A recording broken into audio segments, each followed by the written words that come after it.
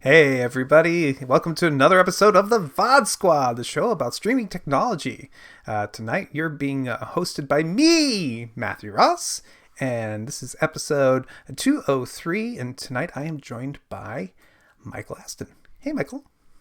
Howdy y'all. How are you doing? I guess I shouldn't say y'all. I mean, maybe I'm addressing the audience, maybe I'm addressing you. I don't know. Howdy Matt, and y'all, if there are multiple people watching or going to watch at some point in the future. That's correct. Amazingly, there is it's just us tonight, which is a little weird.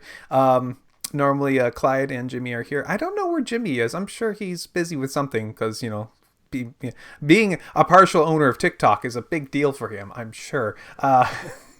But the story for us is that we know that Clyde's power is out, so we're letting me drive the ship today, which means we're only 20 minutes late, which isn't too bad. That does mean that since Clyde isn't here, we could probably get through these stories faster because we won't have so much complaining as we go, right? I don't know. Is that true? That's my theory as well. I think we will be a little bit quicker. Okay, well, we might be able to get through these stories quickly for tonight, but I gotta say, hey, how's everything for you right now? That good, huh? That's pretty much sums it up. My allergies are not appreciating the weather here. Oh, well, I appreciate you coming on with us to help me out for today for these stories here. We're gonna dive right into the stories for the week, though. So here we go. Hey, we're going to start with the story about Fubo. Okay. Sorry? Are we going to ignore the turtle in the room? It's not an elephant. It's a Bowser. You're broadcasting from a different location in addition to being the broadcaster this time. Tell us about this place where we can see the back of your head. Okay, hold on. Well, first of all, I have actually been in this room a couple of times. I really have. You didn't notice that this changed the last a couple episodes? Seriously, this is not the first time. Have you been having a fever dream? Are you feeling well? I have been sick a lot lately. So combine me actually not being here with me being semi-delirious when I have been here, yeah, that might be the case. Okay, well, and I'll give you the introduction to the room. This is our spare room. It's actually a room built into our garage. When we got the place, they said, technically, this isn't supposed to be a room, but so if you want us to, we'll tear it down before we sell it. And we said, we'll keep it. And it's been the game room for the longest time, thus all the games and all the video games and that thing, and there's a big screen TV over here, and there's a futon over here. But I've been working slowly to get out of that purple room upstairs and getting into here. Because it's in the garage, I can be loud and obnoxious and be less worried about, waking people up in the middle of the night. So I might actually be using this more if I feel like I can get the chance. And we might be making this more of a studio anyways. Actually try to get some music happening in here. Just try to make this space that kind of thing. And podcasting. So. All right. It's not bad. Cool. It does the job. I'm pretty happy with it. But yeah, this is I've been using it for a while. I'm sorry. All right. Well, sorry I didn't notice, but thank you for the introduction. It is cool. It is interesting to have the view of the back of your head too, though. The back of my head. There's a mirror. Oh, there's a mirror. How's my hair? I've never seen the back of your head before, Matt. Is it okay? I'm just curious. Oh well, now you'll know when I need a haircut. That's fair. All right. Okay. Somebody, please, let's get Tell me this. about the weather there, Matt. I Oh, think that we should talk about the weather. well, that is the subject every time we talk about this stuff. And just briefly, I'll just tell you the weather has been wonderful, and we're finally cooling off from basically we've been having 80s for a while, and now we're finally dipping down to the 70s and foggy mornings and night decent afternoons. This is fall weather for us. We're finally getting our normal fall weather, which lasts that very brief 3 or 4 weeks before the rain comes. It is beautiful here during fall weather. Spring and fall is beautiful here, and summer is often pretty nice too. But Summer's then good. the rainy season arrives, and if you can't stand it, you get out because it can be dreary. Well, that's okay. We're going to be talking about weather anyways. Oh, geez, you were trying to set me up for a segue, and I did not take it. Oh, man. Fubo TV is picking up AccuWeather TV network, and let's take a look here at this story. That's them taking on... I see. I'm far behind from even this. They were able to fashion a deal with the TV network AccuWeather TV in order to provide the 24/7 weather channel to their users. Apparently, no additional cost. This is Fubo's the guys who've been doing mostly sports, so I'm surprised they haven't had at least some kind of weather channel on their list from this. So, Yeah, I think this is a good move. I've seen a lot of stuff about AccuWeather over the years, used them occasionally, and I think that that's a good option. And it's a natural choice.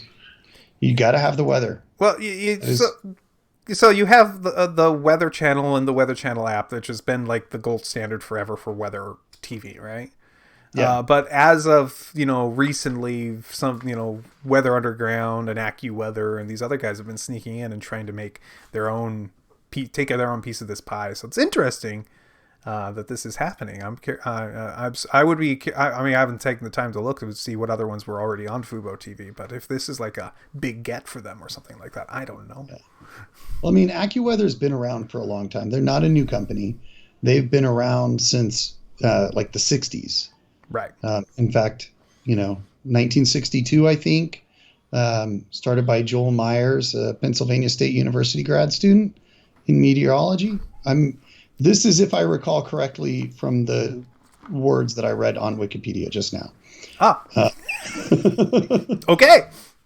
I'm not that big of an AccuWeather aficionado, but I am familiar with them. They have been around for quite a while, and they do have a solid website, and I have used their website many times for a different perspective than what the Weather Channel offers. And I think they're pretty good, so I think it's a good addition to the site, to the network.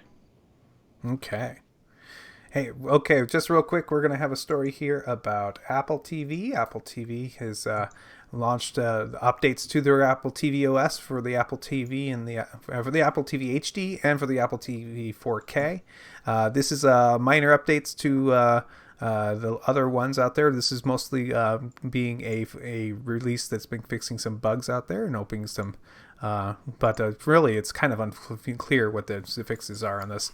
But Apple TV is been working on making sure that their system is being pretty stable for their users, and I'm hoping that I'm hoping they're happy with it. I wouldn't know because I don't have one. So, Okay. But what is interesting about the Apple 4K is that we now have Disney, Marvel, and Pixar movies that are in 4K now available on the Apple TV and iTunes. Maybe this is what that update was all about.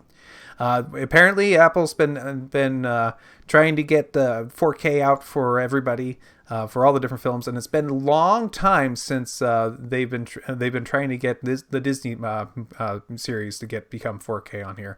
And this is something that's been on every other platform. I wonder what took them so long. Yeah, I mean, I don't know. I think that it's always good to see them moving to more platforms, and I think it's just a matter of priority, right? Yeah, I'm. You know, the fact that it's taken so long, my conspiracy brain pops in and says somebody somewhere was being paid, was trying to get the right amount of money for something here. You know that this is a was a negotiation, and knowing Apple and Disney, two of the staunchest kind of holdouts for getting their piece of the pie. Yeah, I could see that would be the reason why it would have taken so long for them to get this. But still, I don't know. It seems like it was a long time in coming, quite frankly. So, good on them. And go watch your new Star Wars in 4K, everybody, on your Apple TVs. Yeah. All right. So, before we segue, that you already kind of started to do, um, the is my audio any better, Wabbit? I You may have just been a mic placement. your volume had gotten a little low. It is a little better now, and Okay. I'm sure Wabbit will confer after a few And seconds. then also it says after show, if you want to Oh, correct that. oh, I'd have to figure out how to turn that off. Hold on. How do I turn it Uh, off? so you mean you already sort of insinuated the next thing, Barely. which is that Disney's shows and Star Wars are on Apple TV in 4K HDR. This was the thing that I mentioned in the pre-show that makes me question my life choices, because I can get 4K Star Wars on lots of channels, but I can't get it on the one where I buy all my stuff, which is Amazon. Amazon is just really lacking in their 4K movies and content department outside of the stuff that they create for Prime. Oh yeah. So it's been making me a little sad. Like I could buy the Harry Potter movies in 4K on Apple, but I can't get them on Amazon. Oh. So this is good news in that a lot more people can get 4K Disney content. Bad news because I still can't unless I want to switch to Apple, which kind of makes me wish I would have made that decision long ago because Amazon is making me sad right now. Come on, Amazon. Take care of me. Yeah, it's not like they don't have enough money to do it, so that's okay. You know what you could do? You could get yourself a cheap Android TV. I mean, like whatever, Android 9 or whatever.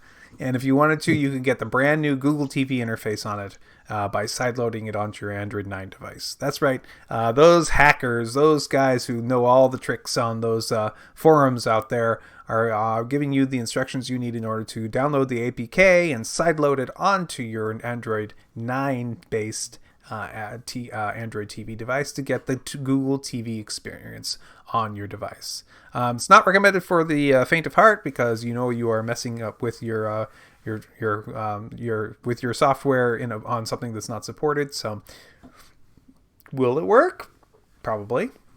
The question is, how well Yeah. will it work? And it's a good question. We don't know for certain, but if you are interested in that, that is now available for you.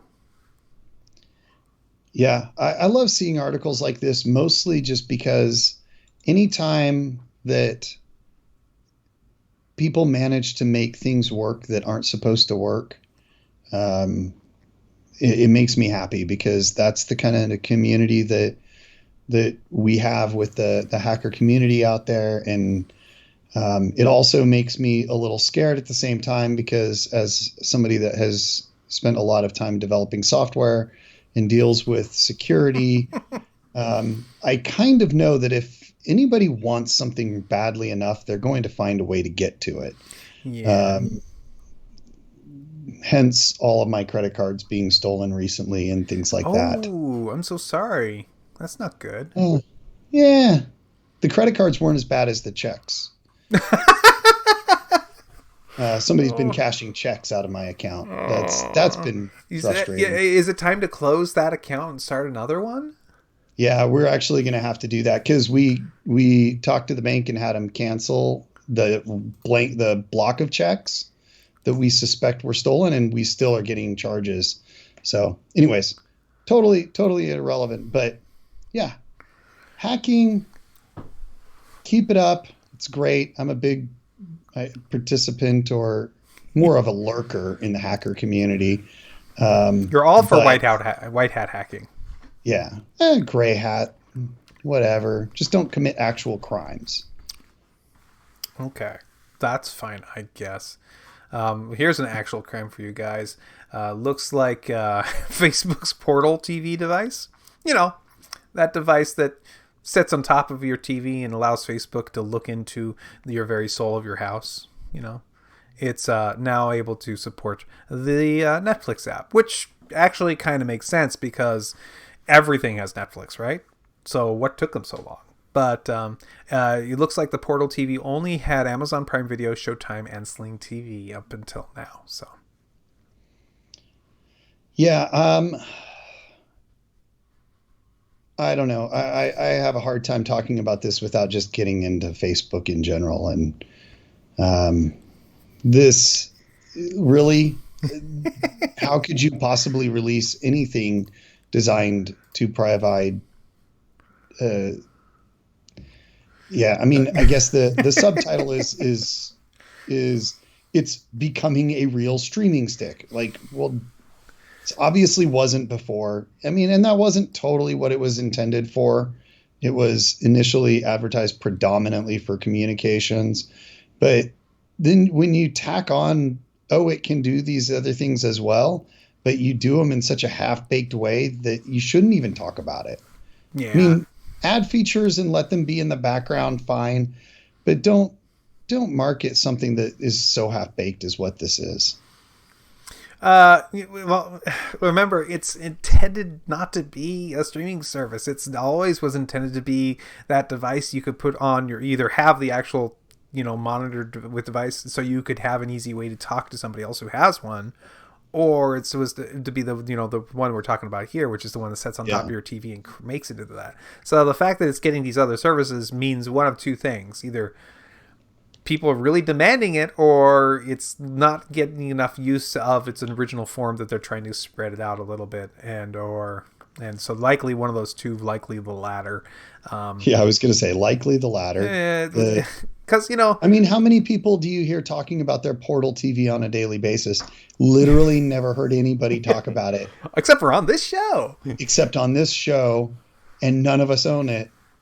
I Nor can't. have any intention of I buying. can't Right? wait. I give it less than 5 years. We'll have the stories about people spying on you, people being spied on their Portal TVs. 5 years. That's what I say. That's what I think. Let's see. Next story is a quick one. YouTube Music, excuse me, which is the replacement for the old YouTube.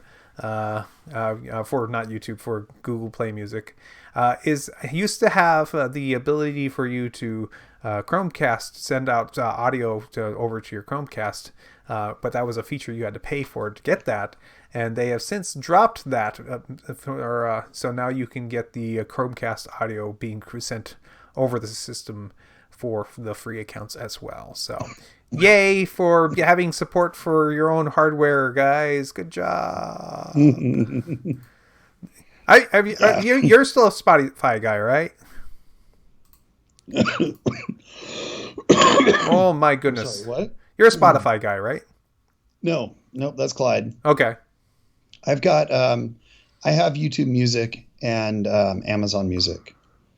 So I have this by nature of paying for YouTube Premium because nobody wants to watch commercials. YouTube Premium is so worth the money because because the amount of YouTube content I watch, you subtract all the commercials that I'd have to watch, is so worth it, quite frankly. Because I wholeheartly agree. Okay, so hold on here while I quickly transition to this just right here. And I mean, I think you summed this up so perfectly, though. It's like, yes, now Google supports their own hardware for their services. Like, wait, this wasn't already a thing? Come on. I know. That's just kind of how it is sometimes. All right. We are going to now transition to a new story here. Hold on. Okay, we have a sad story. not because DSL was a good thing, but because DSL was better than nothing.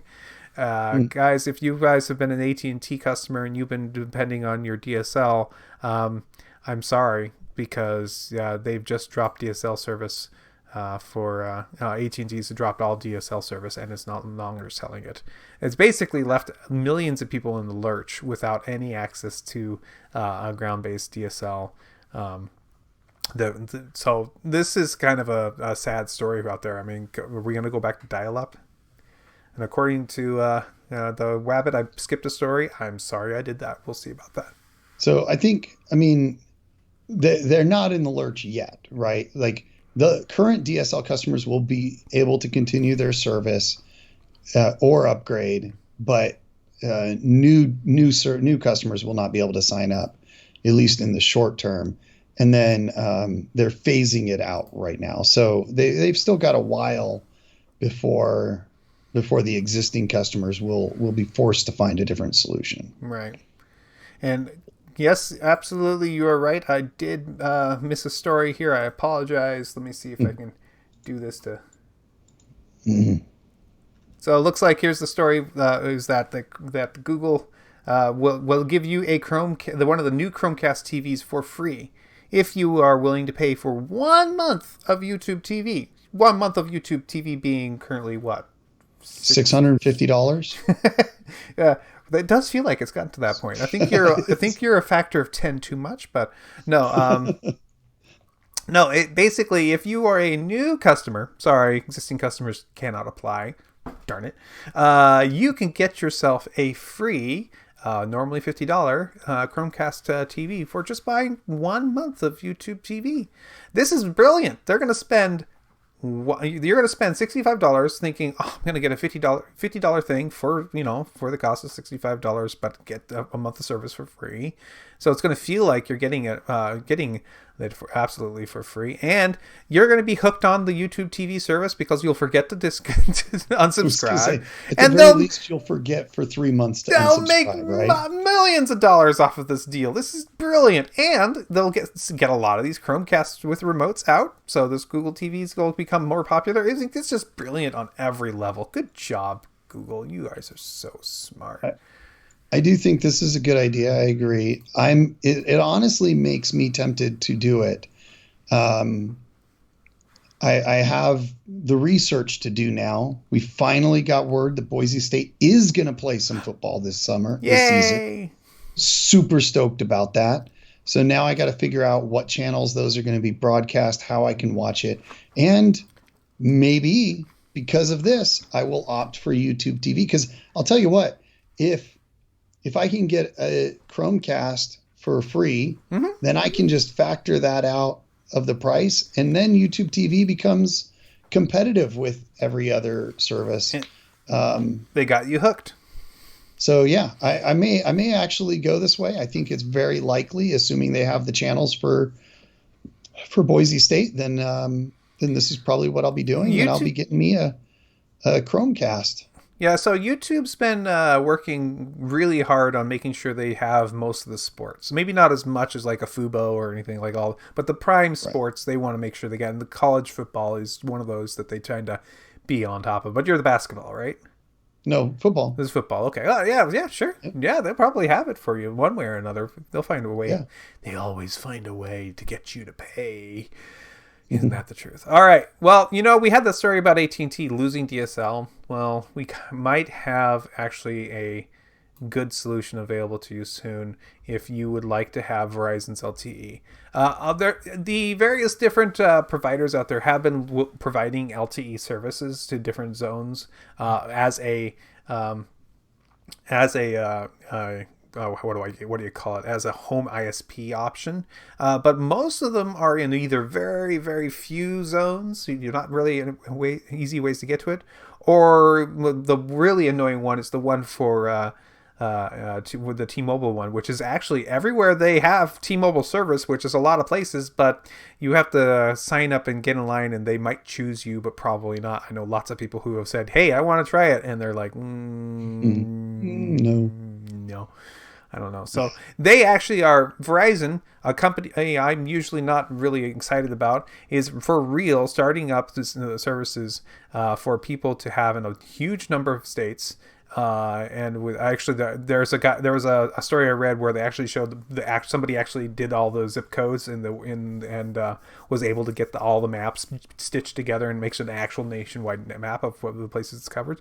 It's not a huge map, but it's pretty awesome. It's a pretty decent one, and they're talking about it costing $40 a month as if you are a Verizon customer, or $70 a month if you're just want internet and you don't want their cellular services, which is reasonable. It's not great, but it's not horrible either. Apparently, if you excuse me, it was so. Excuse me, not $60 a month. My apologies. They also make you pay for the router, which the LTE router is going to be costing either $240 or $10 a month for 2 years. So same cost either way. But they're getting speeds of around 25 megabits and up to 50 megabits a second. And LTE's actually halfway decent in latency. It's not great, but it's not horrible. I mean, like 200 milliseconds is probably reasonable for lots of people. Less if, on good days, and maybe a little worse on bad days. But geez, for people who don't have anything, and I know lots of people who don't have anything, this is a great option. Yeah. I think so. This would really appeal to me if it was 5G instead of LTE. The speeds are just not fast enough, but I do agree, if you have decent cell service through Verizon, then this is going to be a great option for you. And what I would say though is just make sure you test the cell reception you get throughout your house, or at least at the point of your house where you would likely place the router, right? Before you do it, because that is going to be make or break on this. Having utilized like Clearwire, which then became Clear, and that was the one thing that's most important, is you won't get better service on this router than you do on your phone. So make sure your phone gets great service, that your bandwidth is acceptable, and then it's a good option for you. The downside here is that honestly, most people that have good LTE service, they have multiple other options for internet as well. Right. It's fairly uncommon that a really rural home has really good LTE bandwidth and can't get cable from AT&T or whatever. So I don't think this solves a lot of problems. The one question that this doesn't answer for me is whether they lock your router into place. Clear started to do that at one point, where you weren't allowed to take your router with you and go all over the place. Right. If they do allow you to move your router wherever you want within LTE reception, then it's still a really good option. I knew, like I mentioned when we talked about Clear, I've known realtors that like to take it with them places.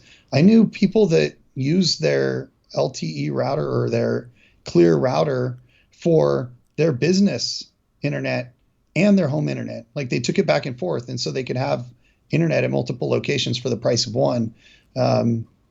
Very cost effective. So interesting. I don't see it being a great option for a lot of people, but for the people that it is, these kinds of things are really good. Give me 5G though. That's what I say. Yeah, we'll see. Well, we'll see what the future brings. I hope something, because as someone who's about 8% of the school populace is using actually probably more than that, because more than one student per, probably closer to 10% of students are on hotspots provided by my school district, and that's because options are horrible. DSL, and the fact that DSL sucks, and Mm-hmm. yeah, not the fact that I'm supposed to get 10, but I'm really getting 2. It's the fact that I'm really getting 2, but actually in reality, when everybody else is on it, I'm getting about zero point 0.2 or 0.02 megabits per second, and people just can't rely on that stuff. And it's amazing that a shared medium like cellular service is actually working better for these people. Yeah, see, DSL shouldn't do that. Like cable Yeah. should. Cable's shared, but DSL should not be doing that. That's weird. Um, Rural America, old copper lines. yeah. I mean, it's not Yeah. because yeah. I think the other thing I would say is, people like me, this kind of solution almost provides an option, right? Because I live my neighborhood's not old, but it went in right before fiber, like Right. 12 years ago, right before fiber started. And they will never upgrade my neighborhood. I'm thoroughly convinced of that. Every neighborhood around me has fiber. They will never upgrade mine, maybe in 10 years. And so I'm stuck at where I'm at. I'm never going to get better.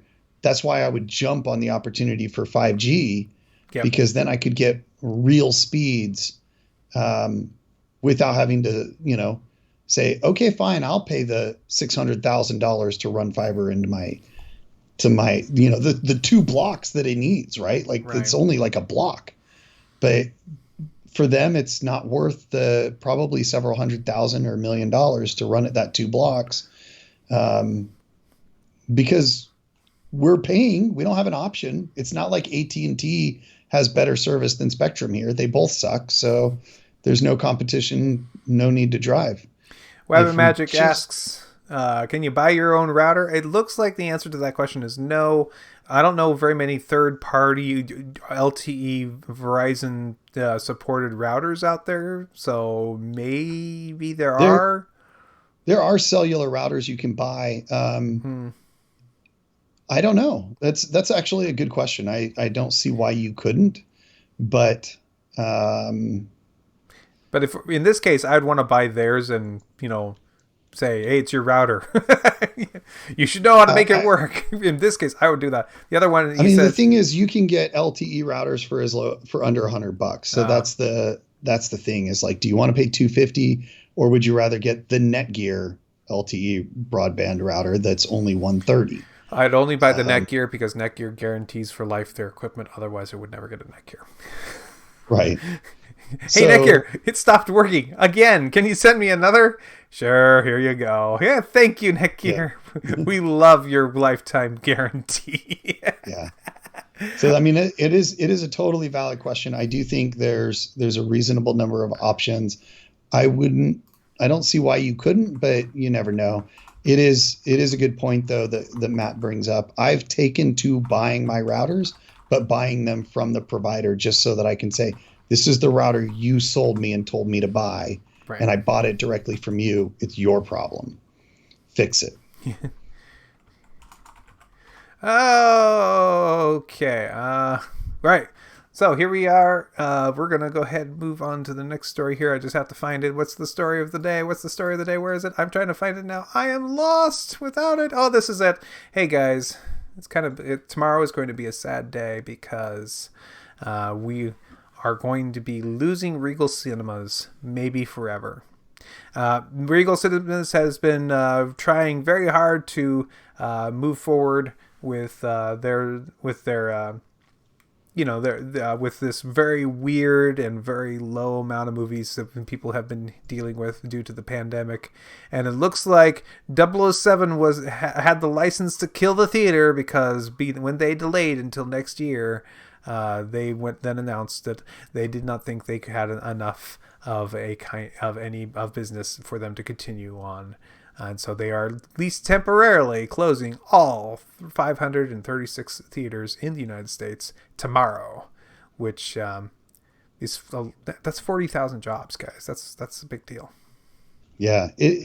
So it is, and I think that it's really sad to see. I have no particular affinity for any movie theater chain other than Alamo Drafthouse. but I've been to many Regal cinemas. That was the only thing in the town that I grew up in, and so I like Regal as much as any of the others. It makes me sad to see this happening, mostly because I do still think theaters are a great way to see a movie. In fact, in my opinion, still the best way to see a movie. Unless you're a billionaire and have like the same kind of theater in your house, right? That's the best way. But unfortunately, I'm short about $999,999,000. Is that it? Oh, come on. Maybe a few more thousands. Jeff Bezos, come on. He like loves all your stuff. Let him some money. Let him take care of this for you. Come Exactly. on.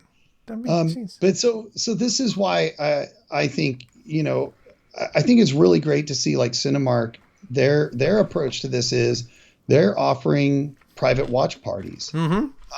And they're showing great classic movies that maybe you didn't see with your kids and things like that. So I did a private watch party with Empire Strikes Back. Oh, you did? It was like $125, I think. And I was able to take 20 people. Nice. And, the theater, of course, sits like 100. So 20 is still social distance. We invited a couple of other families. We set different families on different rows. This was actually a few months ago. And so everybody's still social distanced. We got to watch the movie. We got the popcorn and things like that. It was absolutely phenomenal. And being able to watch Empire Strikes Back on a big screen was so great. I agree. And, go ahead. I was like, $125 isn't that much for that experience. No, I agree. I remember when they re-released the three movies, Star Wars, Empire Strikes Back, and Return of the Jedi in the theaters in the 90s. And I said, I'm going to watch all of them because I've seen the movies so many times, but I've not seen them in the theaters. And so I want to see them in the theaters. So I went by myself and sat in that chair and started watching Star Wars. And the first thing that happens, is everybody is aware, spoilers, I guess, for a really old movie that everybody knows, is that there is a Star Destroyer that goes over your head. And in the theater, it's gigantic and awe-inspiring. And now you know why all the jokes were about that, giant ships flying by the screen. Because that they did it first on there, and maybe they didn't do it very first, but the first big time doing to do it, and it was totally effective. I remember watching it 100 million times as a kid and going, "Oh, that's funny," that ship is being chased by that bigger ship. Oh, big deal, ha ha ha. But no, it was awe-inspiring at that on the big screen where it fills your entire vision. And it's like, oh wow, that's huge, and it was great. Absolutely, all three movies were much better on the big screen, and I can't say that's always true, but that was definitely true for that one. So that's the case here.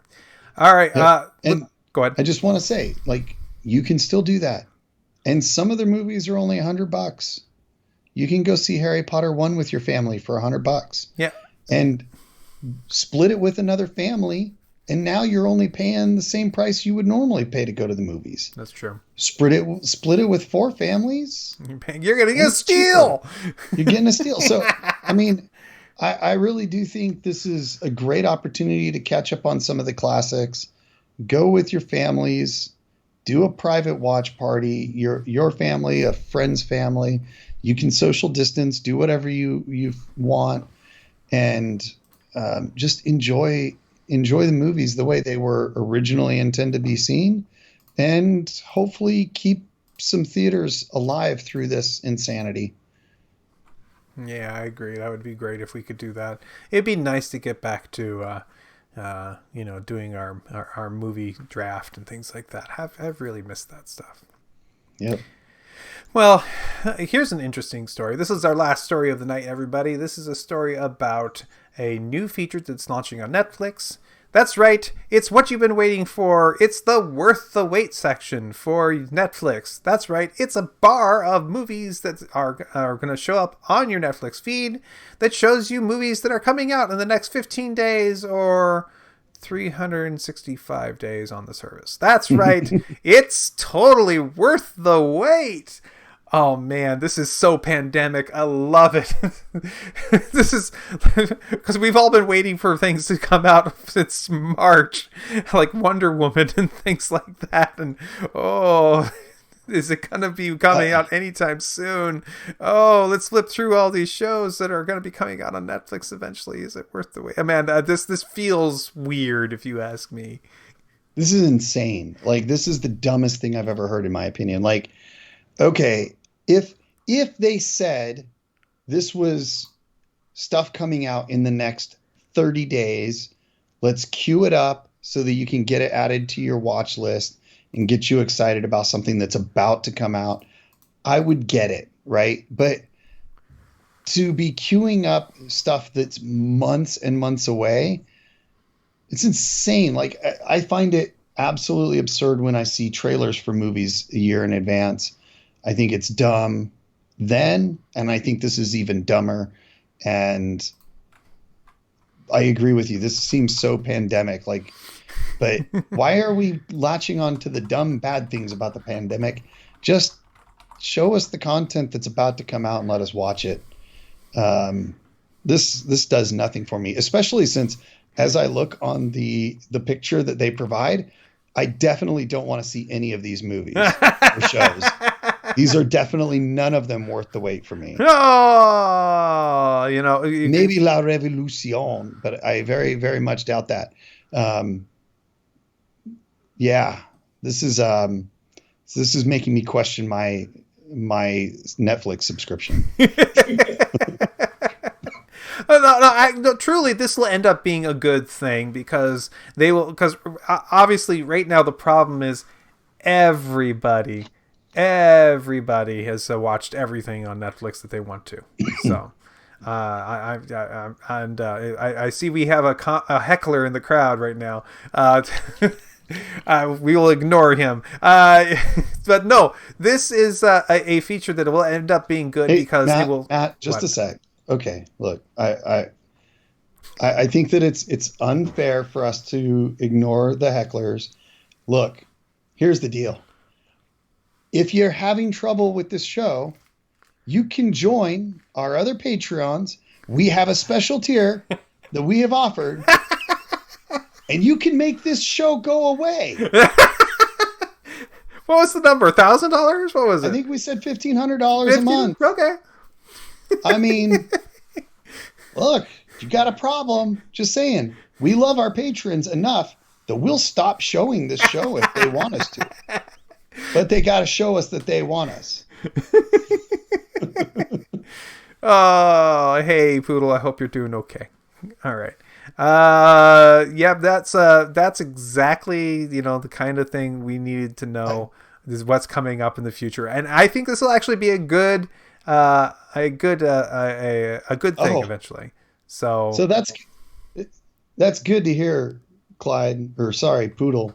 Everybody knows. We're glad that you have power again. We don't have to question whether you're going to freeze to death before the power comes back on. That is, at this time of year, that's a serious question where you live. So glad to hear that you've got power. It's okay. What we'll do is, but at the end of the show, we'll see if we can get Clyde on here to get his opinion on some of these things. But it's too late for Clyde. Well, the show must go on, and this time we will go on to some rants and some raves.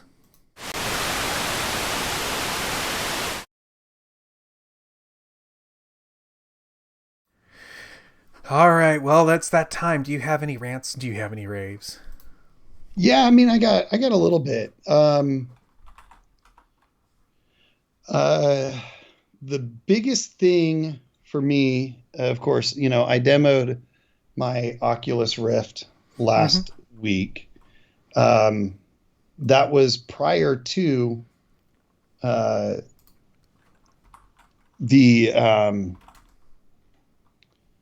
well, my brain is completely shut down all of a sudden. That was prior to Squadrons coming out, Star Wars Squadrons. So I have a rant and a rave, both about this. I'll start with the rant. Mm-hmm.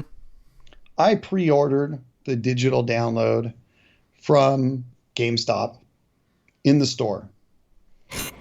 The salesperson told me that I would receive an email with the codes on the day of release, and I would be able to download my content directly from Origin and start playing. Right. The salesperson was thoroughly incorrect. Oh, no. The reality is you have to physically go into the store and get the code printed off. Oh. So that was my first sore disappointment. At midnight, I went to look for my email, hoping that I would have it and be able to start the download so I could play as soon as I got done with work the next day. And alas, I was disappointed.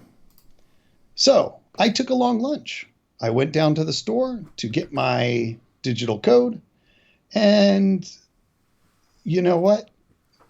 The Origin server's connection to GameStop was temporarily down. They could not give me the code at that time. So she did have an option. She said, I can refund you your money and you can go to the Origin store and buy the game. It's the same price. And I said, no, I want my pre-order content.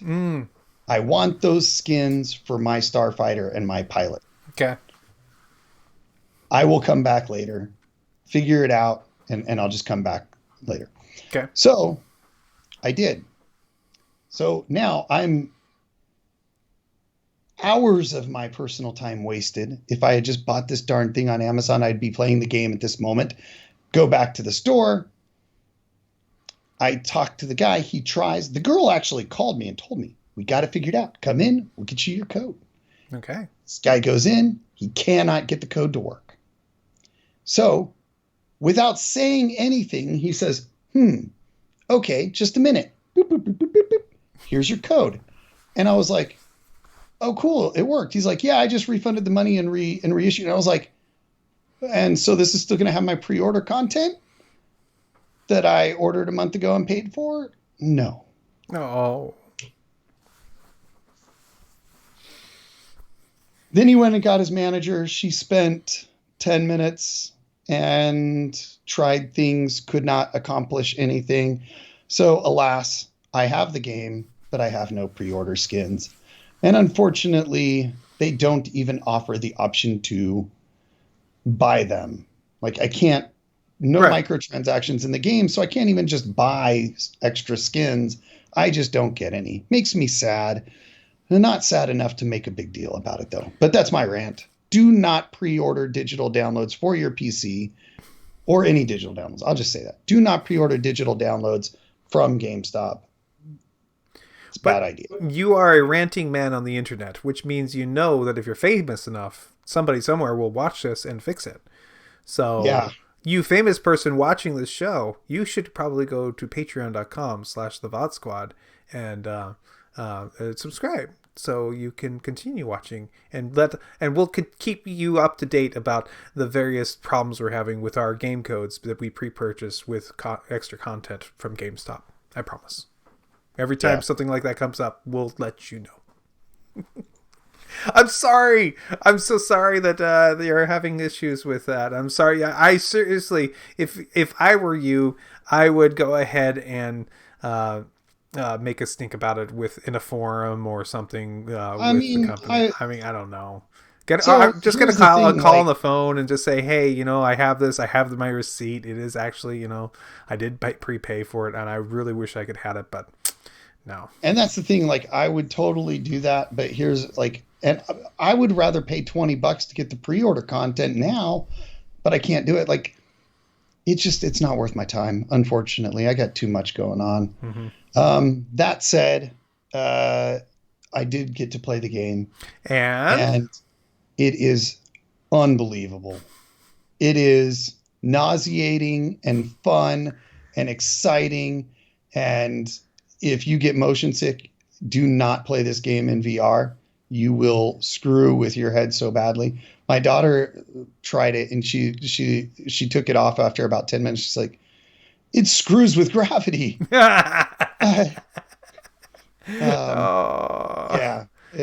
She was nauseous for like an hour. I did get nauseous the first 2 times I played it, but after a little bit, my brain started to get accustomed to it.